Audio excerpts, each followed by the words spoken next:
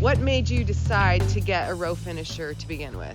We were using a bezeler row stalker, and I was content with the job that it was doing, but it needed more. And I started looking into the Strobel row finisher, and I loved the concept of what it was going to do. So we bought a set and added to our bezeler row stalker, and fell in love with it immediately. The job that it does, finishing behind that, it's a complete finishing tool in my mind. It cleans the top of the ridge, it firms the soil, and it makes an ideal seed bed in my mind. The row finisher will help break down clods in the heavy ground, yet it firms up the sand to plant in, so it's just a complete tool.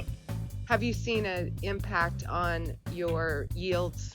Yes, we've got a better stand behind our row finisher. I've joked with the guys that you can put a cup of coffee on top of the planter unit and you won't spill your coffee as it goes across the field. It is so smooth.